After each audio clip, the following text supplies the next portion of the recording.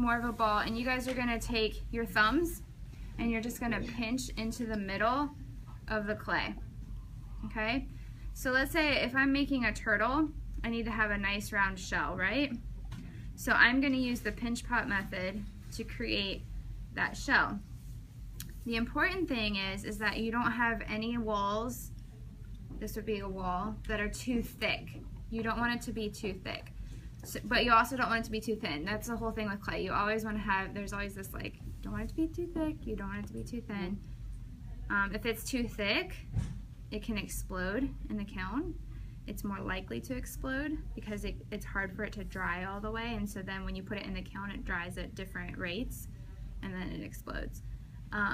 If it's too thin, it just becomes very fragile, so you have to just be careful.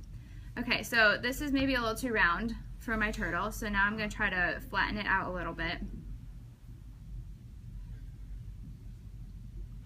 Maybe pull some of my sides out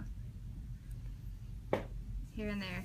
But you're just using your fingers. You're literally pinching the pot or whatever it is you might be working on, okay? And then once I have my shell the way I want it, maybe that's still a little too high. Maybe I want to just go ahead and cut some of it off because it's too deep. Then you can go back and you can add the texture. I have stamps that you can use to just press into the shell. You guys can use found objects. In fact, that's going to be a requirement for your project, is to find some kind of object that has a texture on it and use that to print. So for example, this has a texture on it, and you could use that to press into the clay and create a texture. Okay?